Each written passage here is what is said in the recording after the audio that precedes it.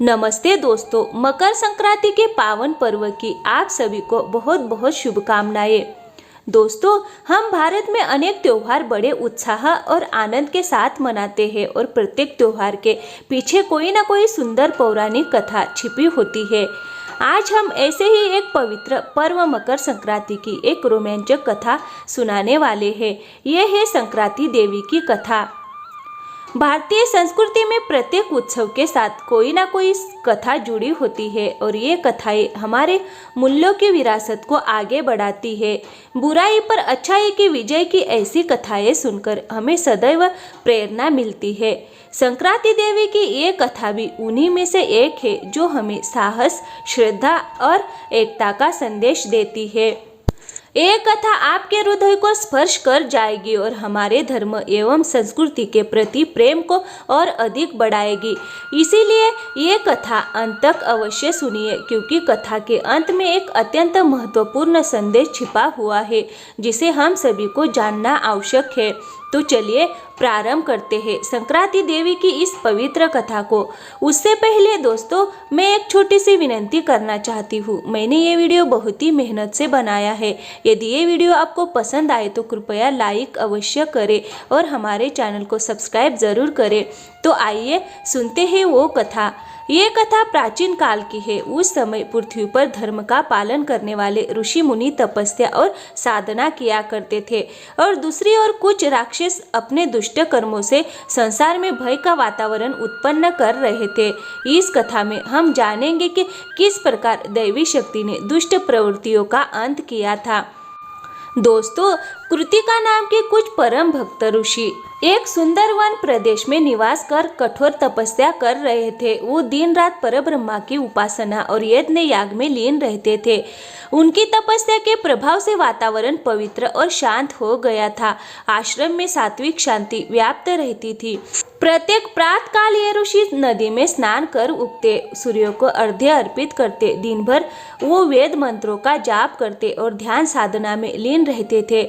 संध्या समय यज्ञ कुंड में होम हवन कर आरती गाया करते थे। उनका जीवन भले ही सरल था, किंतु वह आध्यात्मिक तेज से परिपूर्ण था। उनकी उपस्थिति मात्र से ही पूरे क्षेत्र में सुख समृद्धि बनी रहती थी। कोई भी दुखी या रोगग्रस्त व्यक्ति यदि उस आश्रम की छाया में आ जाता तो उसे शांति और समाधान प्राप्त होता। गांव के लोग भी इन ऋषियों के दर्शन के लिए आते और उनसे धार्मिक कथाएं तथा तत्वज्ञान सीखकर लौटते। ऋषियों ने कभी किसी को निराश नहीं लौटाया। उनके आशीर्वाद से अनेक लोगों का जीवन सुखमय हो गया था।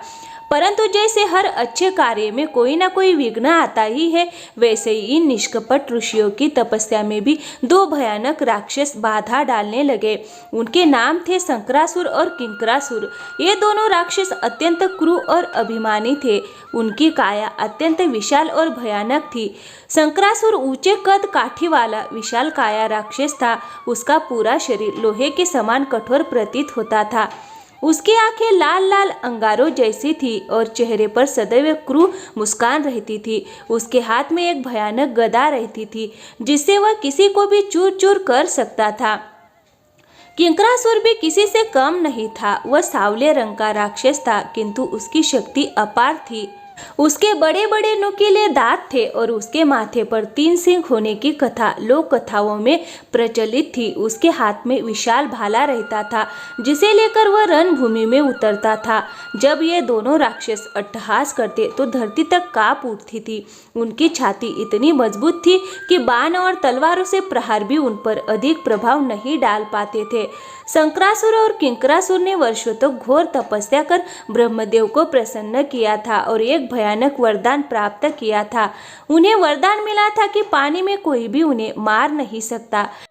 तो दोस्तों, इन राक्षसों ने ये वरदान कैसे प्राप्त किया, इसकी कथा भी अत्यंत अद्भुत है। उन्होंने कठोर तपश्चर्या की थी। हजारों वर्षों तक वह उग्र तप में लीन रहे। शंकरासुर और किंकरासुर दोनों हिमालय की एक ऊंची चोटी पर खड़े होकर ब्रह्मदेव की उपासना करने लगे। उनकी तपस्या की तीव्रता से तीनों लोकों में हलचल मच गई। अंत में ब्रह्मदेव उनके समक्ष प्रकट हुए। स्वयं ब्रह्मदेव को सामने देखकर राक्षसों ने नेत्र खोले और नम्रता का ढोंग किया। ब्रह्मदेव बोले, मैं तुम्हारी तपस्या से अत्यंत प्रसन्न हूँ। राक्षसों, जो वर चाहिए वह मांगो। क्षण भर के लिए शंकरासुर की आंखों में अद्भुत चमक आ गई। उसने साहस कर कहा, प्रभु, हमें अमरत्व प्रदान कीजिए। इस पर ब्रह्मदेव ने कहा, यह संभव नहीं है। प्रत्येक जीव को एक न एक दिन मृत्यु का सामना करना ही पड़ता है। ये सृष्टि का नियम है। कोई और वर मांगो। तब किंकरासुर ने चतुराई से सोचा और आगे बढ़कर बोला, तो हमें ये वरदान दीजिए कि पानी में कोई भी हमें मार ना सके। शंकरासुर ने भी तुरंत कहा, हाँ प्रभु, हमें ये वरदान दीजिए कि जल में हम अजय रहे। ब्रह्मदेव ने क्षण भर विचार किया। उन्हें लगा कि पानी से जुड़ा वरदान मांगने के पीछे अवश्य कोई कपट योजना होगी, किंतु उन्होंने तपस्या का फल देने का वचन दे रखा था। इसीलिए ब्रह्मदेव बोले, तथास्तु, पानी में तुम्हें कोई भी मार नहीं सकेगा। वरदान प्राप्त होते ही दोनों राक्षस उन्मत्त होकर हंसने लगे। उन्होंने ब्रह्मदेव को प्रणाम तो किया, पर उनके हृदय में दुष्ट इरादे धड़क रहे थे। ब्रह्मदेव अदृश्य होते समय उन्हें चेतावनी देकर गए कि इस वरदान का दुरुपयोग मत करना, परंतु राक्षसों ने इस चेतावनी को पूरी तरह अनदेखा कर दिया। ब्रह्मदेव के चले जाने के बाद वो दोनों कुछ क्षण गंभीर होकर खड़े रहे। तभी शंकरासुर ने जोरदार अट्टहास किया और किंकरासुर के कंधे पर हाथ रखकर गर्व से बोला, भ्राता, अब हमारा काम हो गया। अब हमें कोई भी पराजित नहीं कर सकता। हम मनचाहा संहार करेंगे और आवश्यकता पड़ने पर इस वरदान के बल पर पानी में जाकर छिप जाएंगे। किंकरासुर ने आंख मिचकाकर सहमति जताई और बोला, बिल्कुल सही। चलो, सबसे पहले ध्यान में लीन उन ऋषि मुनियों को सबक सिखाते हैं, उनकी तपस्या भंग करते हैं। दोनों राक्षस विकराल हंसी हंसते हुए अपनी नई शक्ति के बल पर उत्पात मचाने निकल पड़े। इस वरदान के कारण शंकरासुर और किंकरासुर अत्यंत उद्दंड हो गए। वो नदियों, सरोवरों और जलाशयों के आसपास अपनी निरंकुश सत्ता जमाने लगे, क्योंकि उन्हें ज्ञात था कि पानी में कोई उनका कुछ भी नहीं बिगाड़ सकता। इस अहंकार से भरे राक्षसों ने अब कृतिका ऋषियों को सताना प्रारंभ कर दिया। जब ऋषि यज्ञ के लिए पवित्र जल लेने नदी तट पर जाते, तब शंकरासुर अचानक जल से बाहर निकलकर उनके जल पात्र को लात मारकर दूर फेंक देता। कभी कभी वह नदी में विशाल लहरों पर सवार होकर आश्रम पर जल प्रलय ला देता और सारा सामान बहा ले जाता। दूसरी ओर किंकरासुर ऋषियों के तपोवन में प्रवेश कर भयानक गर्जना करता और उन्हें भयभीत करता। वह उनके यज्ञ कुंड में अपवित्र वस्तुएं डालकर यज्ञ कर्म को नष्ट कर देता। दिन रात ये दोनों राक्षस बारी बारी से ऋषियों की साधना भंग करने में लगे रहते। ऋषि अत्यंत त्रस्त हो गए। एक बार ऐसा हुआ कि किंकरासुर ने क्रोध में आकर एक ऊर्ध्व ऋषि को पकड़ लिया और उन्हें नदी के जल में डुबोकर मारने की धमकी देने लगा। अन्य ऋषि भयभीत होकर विनती करने लगे, कृपा कीजिए, हमें कुछ ना कीजिए। किंकरासुर जोर से हंसने लगा और बोला, यदि तुम निष्ठा से पूजा करते रहे तो तुम्हारा अंत भी ऐसा ही होगा। हमारी बात मानो और ये तपश्चर्या बंद कर दो, अन्यथा परिणाम भुगतने के लिए तैयार रहो। ये कहकर उसने उस ऊर्ध्व ऋषि को झटके से पानी के बाहर फेंक दिया। बेचारे ऋषि घायल अवस्था में भी भगवान का नाम जपने लगा। ये दृश्य देखकर शंकरासुर आनंद से तालियां बजाने लगा। वह बोला, डर जाओ, अपने ये यज्ञ और तप बंद कर दो, नहीं तो अगली बार परिणाम और भी भयानक होगा। दोनों राक्षसों का आतंक इतना फैल गया कि पास के ग्रामवासी भी उन ऋषियों के आश्रम के पास जाने से डरने लगे। प्रकृति भी इस अनर्थ से दुखी हो उठी। दिन में आकाश के काले बादल घिर आते और रात को वन में अजीब सा सन्नाटा छा जाता। ऋषि फिर भी धैर्य पूर्वक भगवान का नाम जप करते रहे, किंतु उनके मन में ये बात स्पष्ट हो गई कि इस संकट को दूर करने के लिए ईश्वर के अतिरिक्त कोई दूसरा मार्ग नहीं है। निर्दोष और शांति प्रिय ऋषि प्रारंभ में इस संकट को सहन करते रहे, पर अब उनकी सहन शक्ति की सीमा समाप्त हो चुकी थी। कई बार उन्होंने उन राक्षसों को समझाने का प्रयास किया, परंतु दुष्टों से भलाई की आशा करना व्यर्थ ही था। शंकरासुर और किंकरासुर उद्धरता से हंसते हुए कहते, हमें कोई नहीं रोक सकता। हम जल में अजय है, तुम्हारे देवता भी हमारा कुछ नहीं बिगाड़ सकते। उनका अट्टहास पूरे वन में गूंजता रहता। राक्षसों को अपने वरदान का अत्यधिक गर्व था, परंतु जैसे प्रत्येक अहंकार का अंत होता है, वैसे ही इन अहंकारी राक्षसों का अंत भी निश्चित था। ये प्रकृति ने पहले ही तय कर लिया था। एक संध्या सभी ऋषि आश्रम में एकत्रित हुए। निरंतर हो रहे अत्याचार से वो अत्यंत चिंतित थे। अंत में एक ज्येष्ठ ऋषि बोले, अब हम ईश्वर के अतिरिक्त किसी और से सहायता की आशा नहीं कर सकते। हमारी शक्ति सीमित है, किंतु देव शक्ति के लिए सब कुछ संभव है। अन्य ऋषियों ने सहमति में सिर हिलाया और कहा, यह सत्य है और देवताओं में भी आदिशक्ति माता ही सर्वश्रेष्ठ है। आओ हम महादेवी पार्वती का हवन कर उनकी कृपा प्राप्त करें। एक तीसरे ऋषि ने प्रस्ताव रखा, आइए देवी को प्रसन्न करने के लिए एक विशेष यज्ञ करें। अपने तपोबल की शक्ति उस यज्ञ में समर्पित कर देवी का आह्वान करें। सभी ऋषियों ने एक स्वर में सहमति प्रकट की। उन्होंने अगले दिन प्रातःकाल पवित्र यज्ञ आरंभ करने का निश्चय किया। आश्रम के शिष्य और अन्य तपस्वियों को भी यज्ञ में सम्मिलित होने के लिए कहा गया। निश्चित समय पर अगले दिन प्रातःकाल ऋषि नदी तट पर यज्ञ कुंड के सामने एकत्रित हुए। मंत्रोच्चार प्रारंभ हुआ और उन्होंने आदिशक्ति देवी का आर्तनाद किया। नदी किनारे खड़े होकर उन्होंने हाथ जोड़कर प्रार्थना की। कुछ ही समय में ऋषियों ने सामूहिक मंत्र पाठ प्रारंभ किया। या देवी सर्वभूतेषु शक्ति रूपेशा नमस्तुते। देवी सूक्त की पवित्र ऋचाएं उनके मुख से निकलने लगी। उनके स्वर सामने बहती नदी में गूंजने लगे। इसके पश्चात सभी ने एकजुट होकर प्रार्थना की, हे जगदम्बे, हे पार्वती माता, हमें इन दुष्ट राक्षसों के प्रकोप से बचाइए। हमारी तपस्या की रक्षा कीजिए और धर्म की रक्षा कीजिए। उनकी आंखों से अश्रु बह रहे थे और वो हृदय से देवी से विनती कर रहे थे। कृतिका ऋषियों की वह करुण पुकार कैलाश पर्वत तक जा पहुंची। माता पार्वती महादेव शिव के साथ ध्यानस्थ बैठी थी। भक्तों की पीड़ा का अनुभव होते ही पार्वती ने नेत्र खोल दिए। वो तुरंत उठ खड़ी हुई। उनके चेहरे पर करुणा और क्रोध दोनों एक साथ प्रकट हो गए। उन्होंने महादेव की ओर देखकर गंभीर स्वर में कहा, स्वामी, मेरे भक्तों पर ऐसे अत्याचार हो रहे हैं, मैं अब शांत बैठ नहीं सकती। कृपया मुझे तुरंत जाने की अनुमति दीजिए। उनके संरक्षण में विलंब नहीं होना चाहिए। महादेव शिव ने नेत्र खोलकर पार्वती की ओर शांत किंतु गंभीर दृष्टि से देखा। वो समझ गए कि पार्वती का संकल्प अटल है। शिव मंद मुस्कान के साथ बोले, प्रिय पार्वती, निसंदेह तुम्हारा जाना उचित है। भक्तों की रक्षा करना ही तुम्हारा परम धर्म है। मेरा आशीर्वाद सदैव तुम्हारे साथ है। इतना कहकर शिव ने अपना दिव्य त्रिशूल अपने हाथ में लिया और पार्वती को प्रदान किया। पार्वती ने श्रद्धा से उसे स्वीकार किया। शिव ने उनके मस्तक पर हाथ रखकर विजय का आशीर्वाद दिया। उसी क्षण पार्वती के मुख पर एक नवीन चेतना निर्माण हुई। पार्वती ने क्षण मात्र में दिव्य तेज से परिपूर्ण एक नया रूप धारण किया। उस रूप का नाम था देवी संक्रांति। इस अवतार में पार्वती अत्यंत तेजस्वी प्रतीत हो रही थी। उन्होंने सोना प्रभा से युक्त लाल वर्ण के कांतिमय वस्त्र धारण किए थे और उनके शरीर पर अलौकिक आभूषण सुशोभित थे।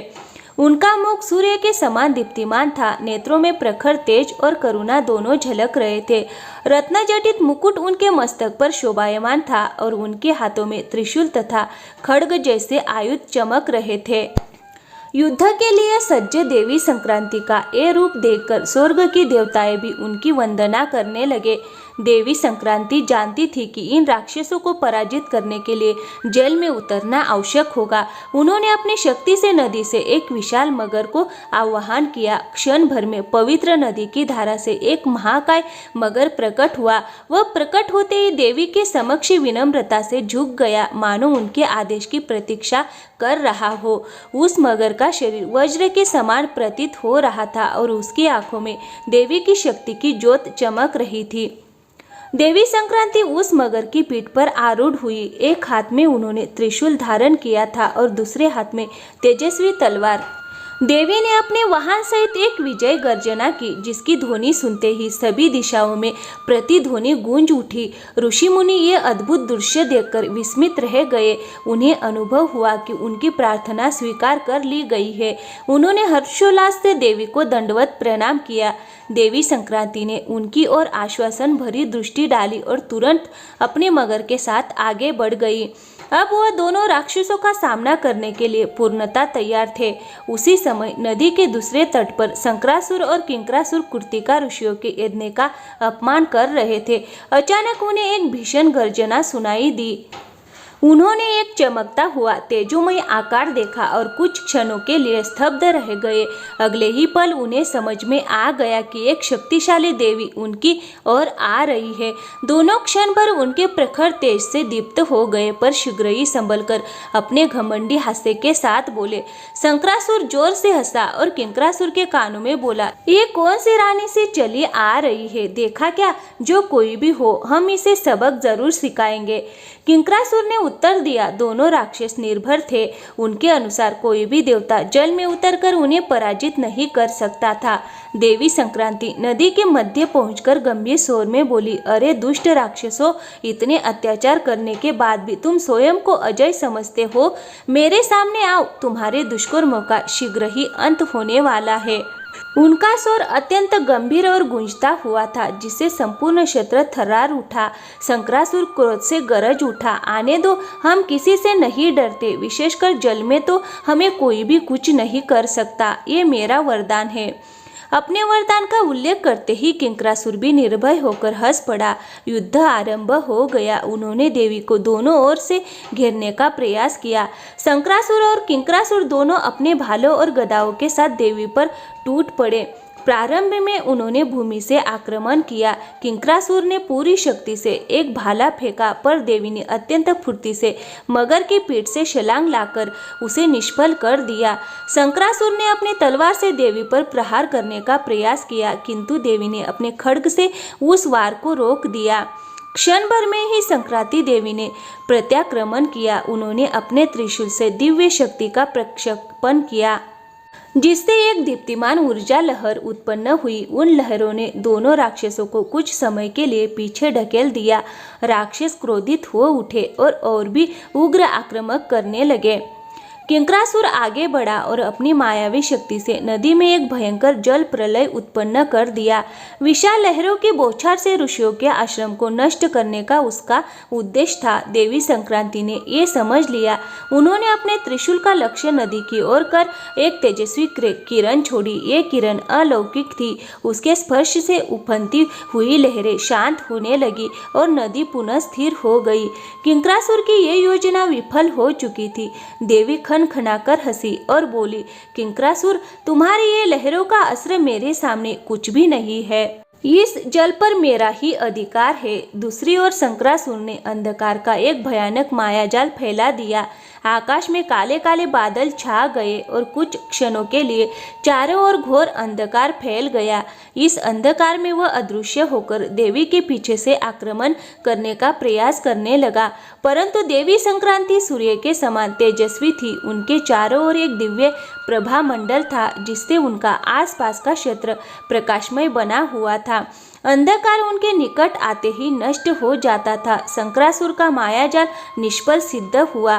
देवी ने उसकी ओर देखकर कहा, अरे मूर्ख राक्षस, अंधकार का पर्दा प्रकाश को नहीं छिपा सकता। मेरे तेज के सामने तेरे ये जादुई खेल व्यर्थ सिद्ध हुए हैं। अंत में देवी ने सिंहनाद किया और शंकरासुर पर टूट पड़ी। उन्होंने तलवार से एक ही झटके में उसके हाथ का शस्त्र दूर फेंक दिया। शंकरासुर भयभीत हो गया और स्वयं को बचाने के लिए नदी के जल में कूद पड़ा। मुझे जल में कोई नहीं मार सकता, वह स्वयं से कहता हुआ गहरे जल में समा गया। पर देवी को उसके वरदान का ज्ञान था। उन्होंने तत्क्षण मगर को आदेश दिया, उस दुष्ट को बाहर खींच लाओ। क्षण भर में ही मगर जल में शंकरासुर के पीछे तीव्र वेग से तैर पड़ी। विशाल मगर ने अपनी अपार शक्ति से शंकरासुर को जकड़ लिया। राक्षस छूटने के लिए तड़पने लगा, किंतु मगर उसे अपने दांतों में दबोचकर तट की ओर खींच लाने लगे। शंकरासुर की शक्ति उस मगर के सामने कुछ भी नहीं थी। अंत में मगर उसे जल से बाहर ले आई। जैसे ही शंकरासुर बाहर आया, देवी संक्रांति ने अपने त्रिशूल से उस पर प्रचंड प्रहार किया। त्रिशूल सीधे शंकरासुर की छाती को भेदता हुआ पार निकल गया। राक्षस ने भयानक चीख मारी और उसका अंत हो गया। वह विशालकाय दैत्य धरती पर गिर पड़ा। स्वर्गलोक में स्वयं इंद्र और देवगण आनंद से पुष्प वर्षा करने लगे। आकाश से जय देवी संक्रांति के घोष होने लगे। ऋषि मुनि भी अपनी रक्षक देवी को विस्मय और आनंद से देखते रह गए। शंकरासुर का वध होते ही किंकरासुर के मन में भय की लहर दौड़ पड़ी। उसने अपनी आंखों से अपने भाई का अंत देखा था। क्षण भर के लिए वह स्तब्ध रह गया। फिर वह भयंकर क्रोध और दुख में हाथ पटकते हुए गरज उठा, तुच्छ देवी, तूने मेरे भाई को मार डाला। उसने अपने भाई की मृत्यु का बदला लेने की शपथ ली, पर उसे ये भी भान था कि देवी के समक्ष सीधे खड़ा होना घातक होगा। इसीलिए अंततः कपट पूर्वक उसने एक चाल चली। वह जोर से चिल्लाकर बोला, देवी, जो करना था वह तूने कर लिया, पर मेरा पता तुझे नहीं चलेगा। मैं इस क्षण यहाँ से जा रहा हूँ, पर याद रखना, मैं लौटकर बदला अवश्य लूंगा। यह कहकर किंकरासुर जल में अदृश्य हो गया। मन ही मन उसने सोचा, अभी इस देवी का सामना करना, मृत्यु को आमंत्रण देना है। अवसर मिलते ही यहाँ से निकल जाना ही उचित है। वास्तव में वह भाग गया था और पास के एक गहरे जलाशय के तल में जाकर छिप गया। देवी संक्रांति कुछ समय तक वहीं रुकी रही।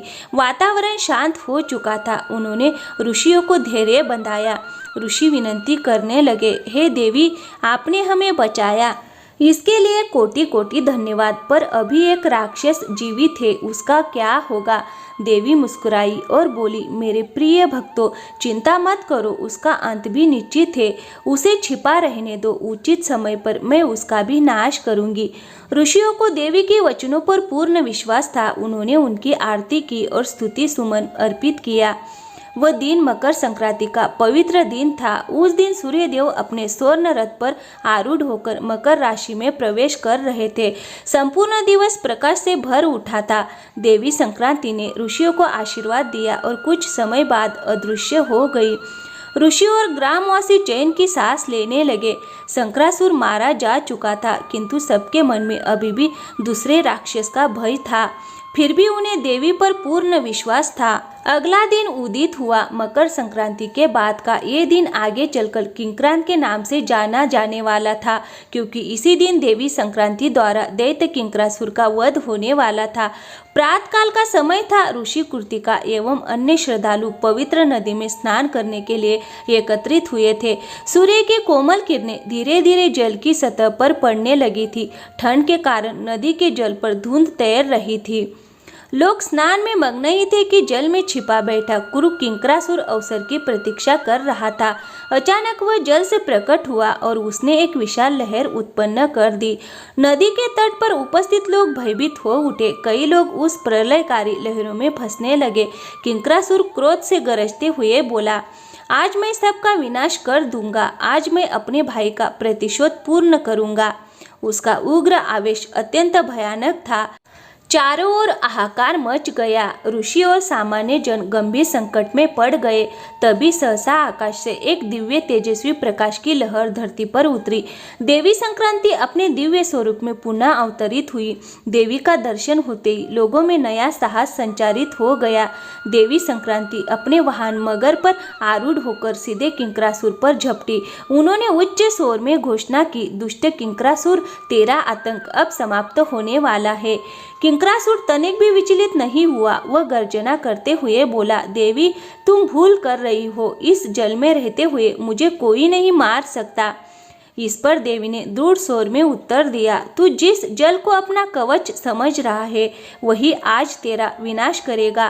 तेरा वरदान भी तुझे नहीं बचा सकेगा। नदी के मध्य देवी और किंकरासुर के बीच भयंकर युद्ध आरंभ हुआ। किंकरासुर ने अपना उग्र रूप धारण कर लिया। उसका शरीर और अधिक विशाल हो गया।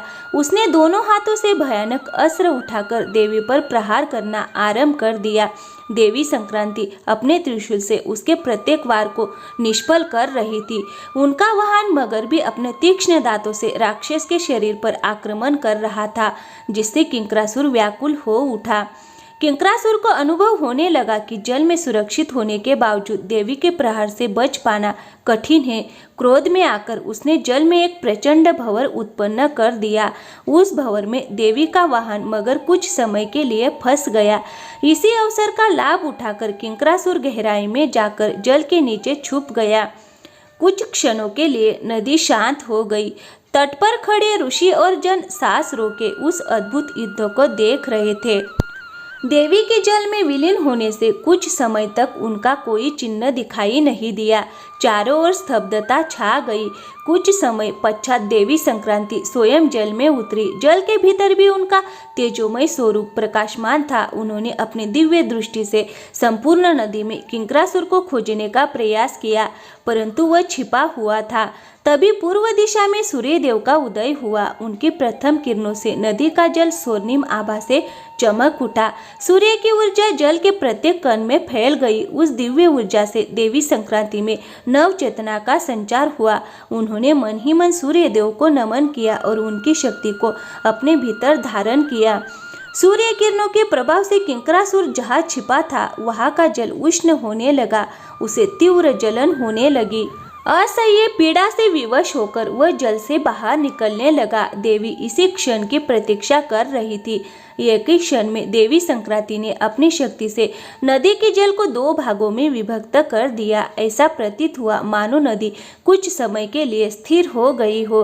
देवी उस जल रहित मार्ग के मध्य तेजस्वी रूप में खड़ी थी। उनके दोनों ओर जल की ऊंची दीवारें बनी हुई थी।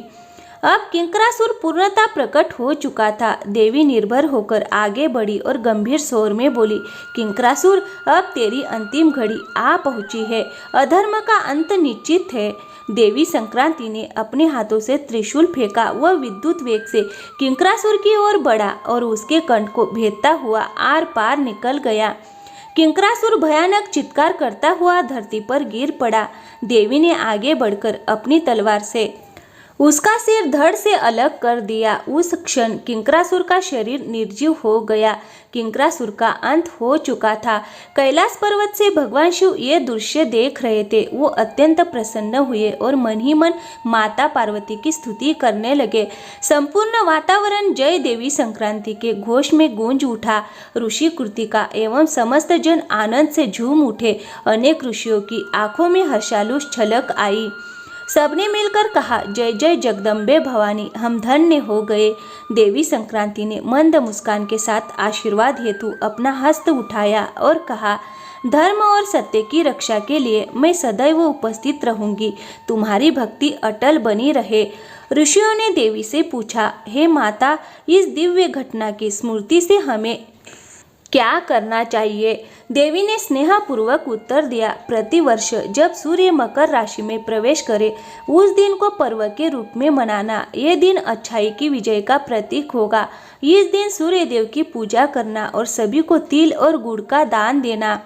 उन्होंने तिल और गुड़ प्रकट कर कहा, तिल शुद्धता और स्वास्थ्य का प्रतीक है तथा गुड़ मधुरता का। इनके संग से प्रेम और एकता बढ़ेगी। तिल गुल देकर एक दूसरे से कहना, तिल गुल लो और मीठा मीठा बोलो। देवी आगे बोली, और इस विजय की स्मृति में अगले दिन को कृकांत कहा जाए। ये कहकर देवी संक्रांति सब पर कृपा दृष्टि डालती हुई अपने तेजस्वी रूप में आकाश में विलीन हो गई। देवी के अदृश्य होने के पश्चात ऋषि कृतिका ने तिल और गुड़ से लड्डू बनवाकर सभी को प्रसाद रूप में वितरित किया। सभी ने एक दूसरे को तिल गुल देकर प्रेम का अनुभव किया। तभी से मकर संक्रांति और अगले दिन कृकांत का पर्व उत्साह पूर्वक मनाया जाने लगा। ये पर्व केवल मिठास का नहीं बल्कि अधर्म के विनाश और धर्म की विजय का प्रतीक है। इस कथा से हमें यही शिक्षा मिलती है कि चाहे अधर्म कितना ही शक्तिशाली क्यों ना हो, अंत में सत्य और धर्म की ही विजय होती है। तो दोस्तों, कैसी लगी वीडियो अच्छी लगी हो तो वीडियो को एक लाइक करें और हमारे चैनल को सब्सक्राइब करना बिल्कुल भी ना भूले। थैंक यू, धन्यवाद।